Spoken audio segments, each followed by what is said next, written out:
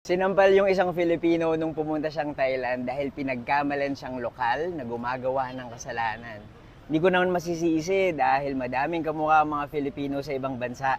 Story time! Napakalaking mistaken identity yung nangyari sa kanya. Tawagin natin siya sa nickname niya na Carps. Ako nga pala si Buji at mahilig ako mag-story time.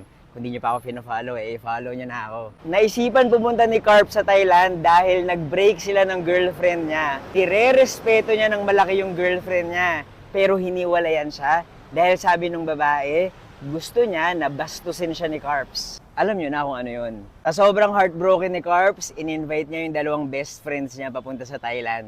Okay naman sana ang lahat, pero pagdating niya sa Bangkok, ang sama ng tingin ng mga babae sa kanya. Ang dami nilang naging adventures at ang malala, biglang kinidnap si Carps at mga kaibigan niya. Sobrang saklap na mistaken identity talaga. Doon nila nalaman kung bakit tinitingnan ng masama at sinasampal si Carps ng mga babae sa Thailand. Apparently, kamukha ni Carps yung isa sa pinakasikat na artista sa Thailand.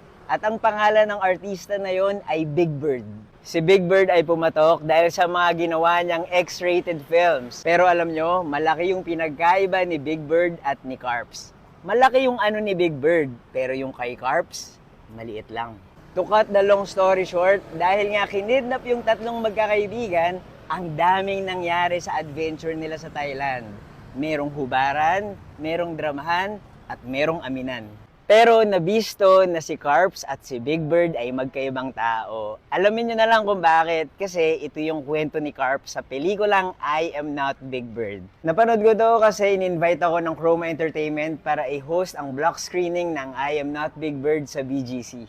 Panoorin nyo sa sinehan dahil sobrang wild talaga. Pero mag-ingat lang kayo kung meron kayong kasamang hindi open-minded.